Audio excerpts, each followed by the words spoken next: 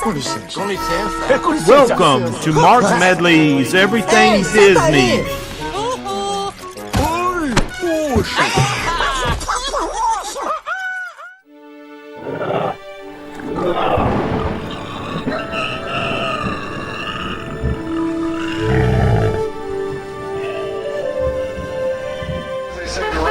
They say twin days means let's go. So 3, 2, 1, twin day, let's go.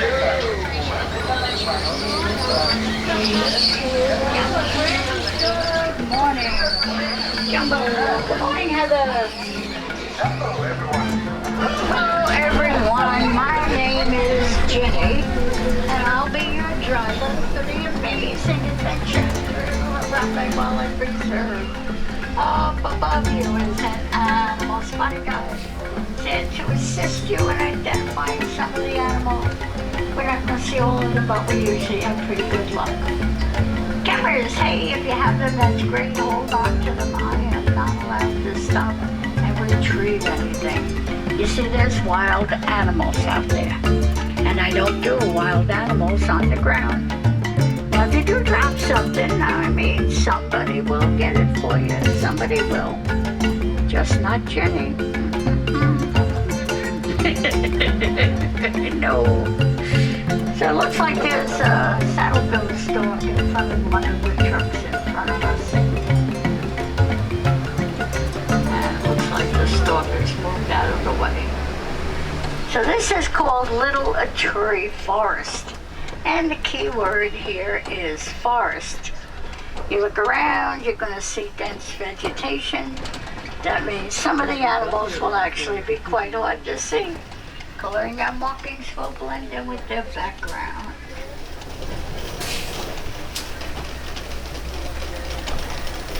So over here on the right is an okapi. Now from the back end, the okapi is going to look like a zebra. Don't let those zebra stripes fool you, though. It's the only known living relative of the giraffe. If you look at its head and neck, you will see the resemblance. Now, we got a pair of saddle-billed storks right here.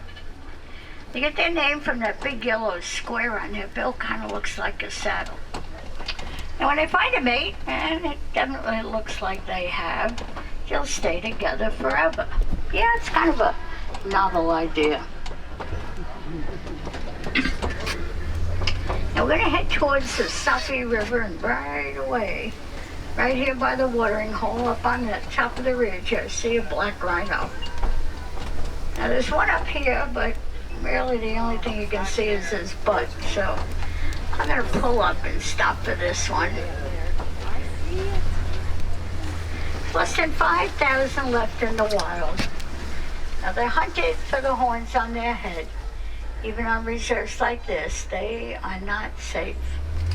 Now, I see some bongos up here, the reddish-brown animals with the thin white stripes. They're called bongos. They're also called the ghost of the forest. Very rarely do you see them out in the open. They're more active at dawn and dusk.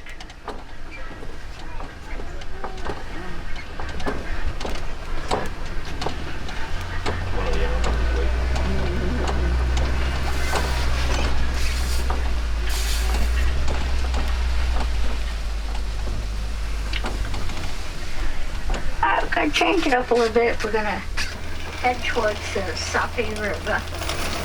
It's our best chance to see some hippos. Hippos at birth weigh about 85 pounds, and a mature male will tip the scales at about 5,000 pounds. I usually, over here on the right, 1 or 2 hippos. They kind of like to hang around right there in that corner. They can hold their breath anywhere from 5 to 8 minutes at a time. So they can pop up just about anywhere along here. And we were lucky enough about 7 weeks ago. We had a baby hippo born. And we were actually a witness to it, which was kind of cool. Now, if Mama is out here, she'll be... Oh, there's baby. Oh, baby is out on the being pested by some blackbirds. Oh, look at how cute. 7 weeks old. Yep. Now, if you think that's not cute, you don't know what cute is. Oh, oh, oh.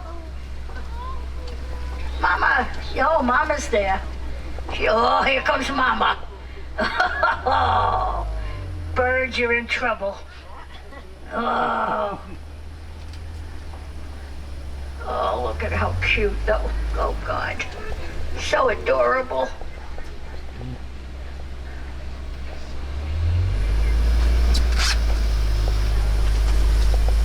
Now, it's a girl, so I think, could be wrong now, because I'm bad with names. I think they named it Greta. That's a Greta for sure. Yeah, Mama's taking care. Cool. Oh, I'm so glad you got to see it out of the water. In fact, that's actually the first time I've seen it out of the water. Now, the bridge coming up has been quite a challenge to get across, so here's my advice. We've got some Nile crocodiles underneath. They're ectothermic. They open and close their mouths to regulate their body temperature. They also open and close their mouths to eat. And I'll tell you, they look just a bit hungry to me. So we're going to move right on up this hill. And we're leaving the forest, heading towards the savannah. An entirely different ecosystem with many different animals. And speaking of different, just up ahead is an ancient baobab tree. Kind of looks like somebody planted it upside down. Those are the branches, not the roots. Only gets leaves, about 3 months out of the year.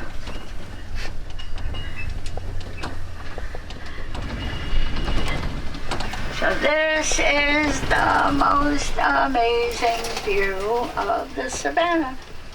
Now, it's part of the Serengeti grasslands. Stretches for hundreds of miles across East Africa. It acts like the super highway for millions of migrating animals every year.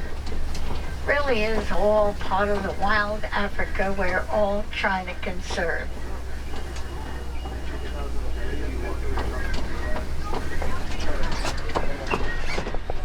Now, giraffes out here are Maasai giraffes. They have a jagged, irregular spot pattern. And most people realize giraffes are the tallest animals in the world, which they are. What they might not know is they only sleep 30 minutes a day. The rest of the time they're either eating or they're looking for food.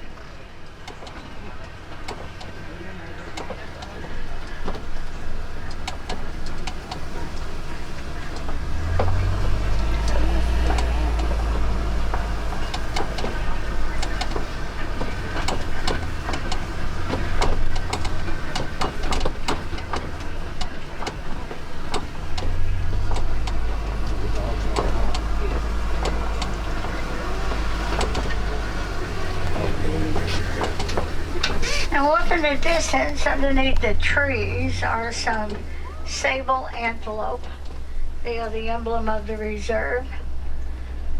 They will stand or lay in a circle on purpose so that they can see danger coming at them from any direction. When they have young, they'll put the young in the middle of this circle.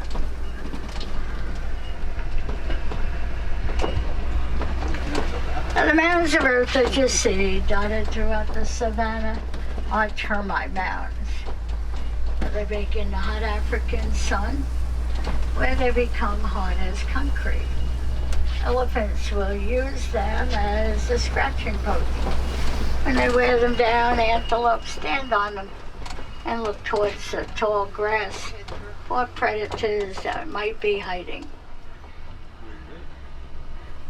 Now, even a giraffe wishes it was taller. What you looking at? I'm trying to think how I can get the leaves off of that branch.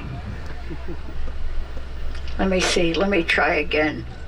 Maybe my tongue's a little longer. Nope. Nope. The giraffes like it when the leaves are wet because they get weighted down and then they're able to reach leaves that they wouldn't normally be able to reach.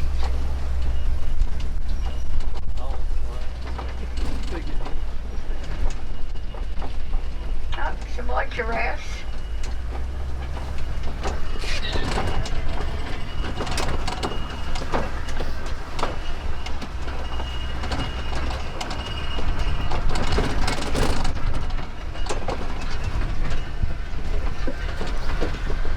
The little guys with the black racing stripe up on the top of the hill are a springbok.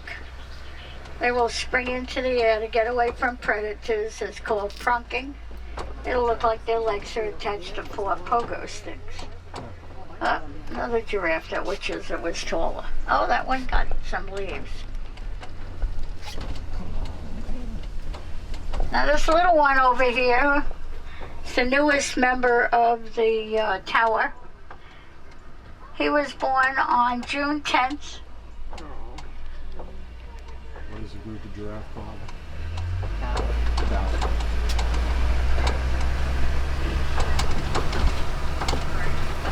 What is the group of hippos called? Now we're heading towards the very edge of elephant country. A lone elephant by itself. It's almost always a male elephant.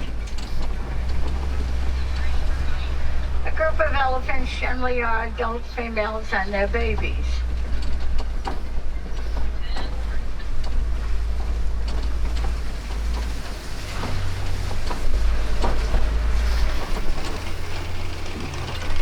Looks like we've got a male elephant over here on the right.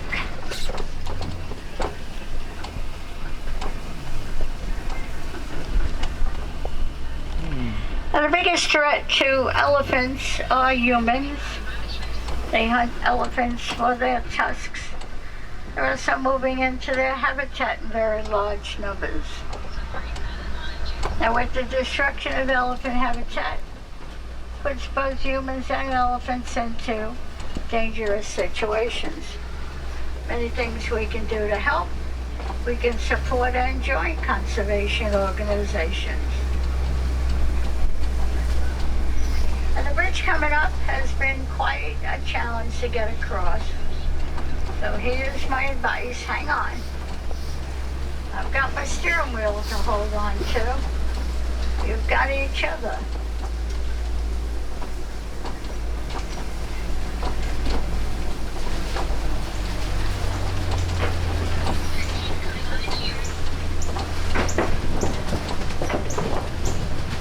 Looks like we're going to make it this trip. Just in case. Get out of here before something happens.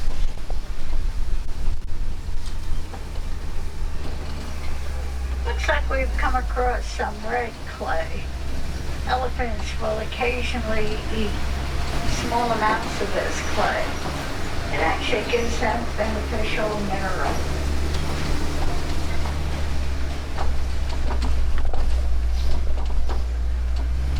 Many times you'll see elephants throwing dirt, mud, and sand up on their back. And they do that because they sunburn so easily. That's their way of protecting their skin. Kind of acts like a natural sunscreen.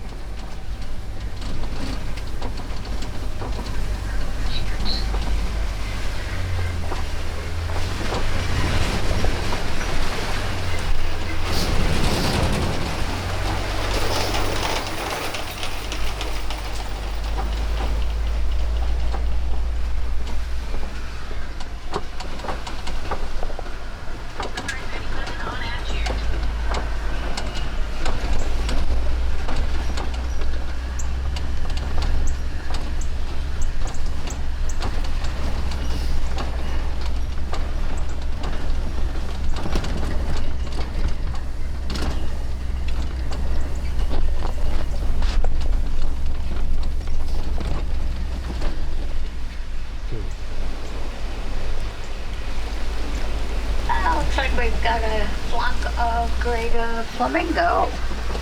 Tail is pink. Little flamingos. Coloring comes from the carotene in the brine shrimp that they eat.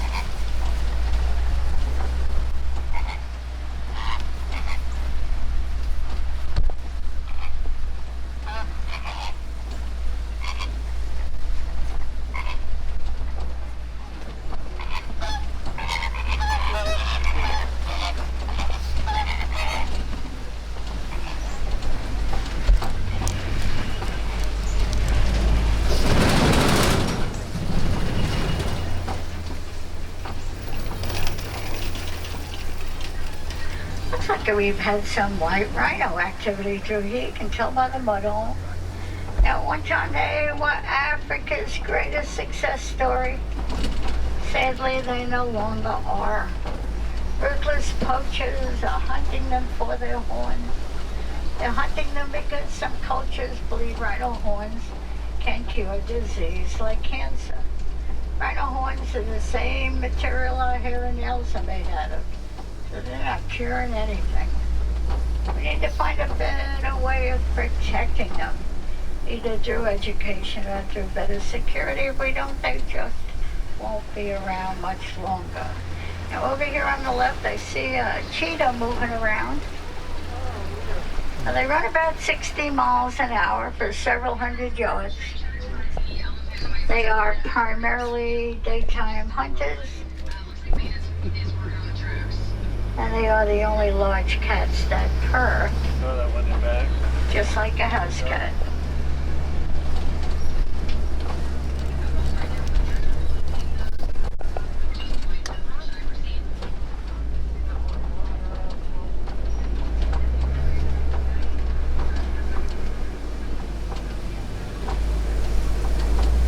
Now the rock formation up ahead is called a copy. It's a good vantage point for large cats, well, like the lion. Now the female lions do the majority of the hunting. The male, well, he's kind of like the house husband. Kind of takes care of the family while the girls go out and get his dinner.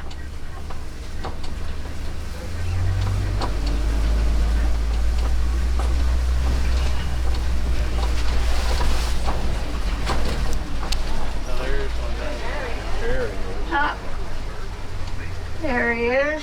Don't stop in front of the rocket. Washing his hands. Just a tad.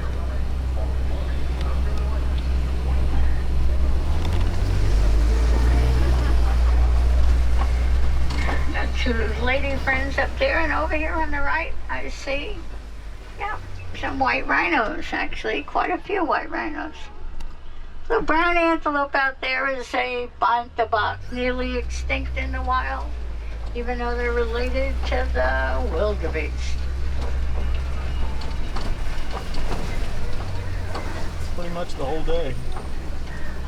I didn't see one at that.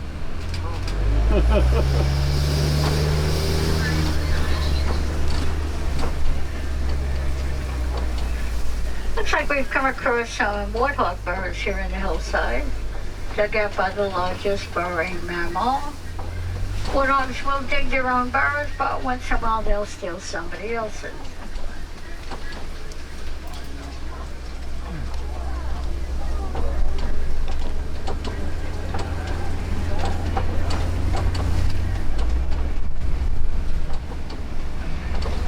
We do have an active breeding program for white rhinos. We have 5 females, 1 mature male. We did have a baby born last October, baby boy.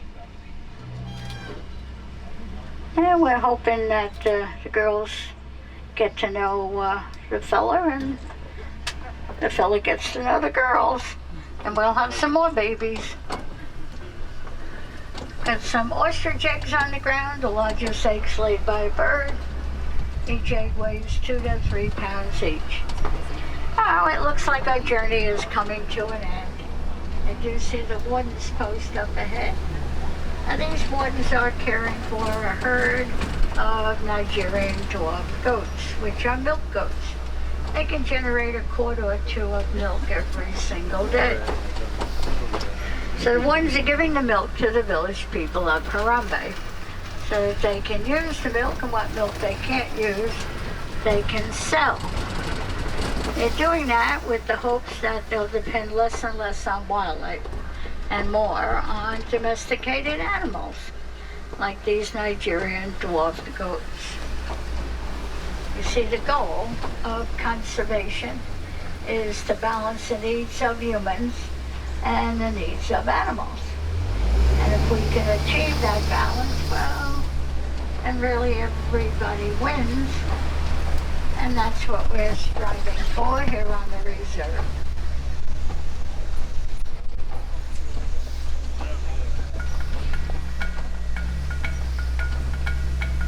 I do want to thank you for choosing Kilimanjaro safaris today. Best safari outfit, I think, in East Africa. Now, if you folks like the animals, we just selected on over the Pangani Forest Trail. Western lowland gorillas, colobus monkeys. My personal favorite would be those naked mole rats. I don't know how you can resist a naked mole rat. Not me. And I do encourage you to get involved in conservation. It's pretty easy to do. All you have to do is recycle, reuse, repurpose. Any of all that can help the environment we live in and the environment that the animals live in. And the more that we do, well, the better the earth will be.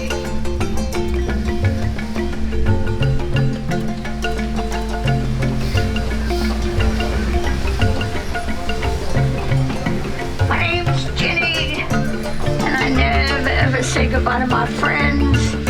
I say Kwaharini, which means go well. Please come back and see us again. No two safaris are ever the same. The animals really do make sure of that. I don't wish everyone a happy Labor Day.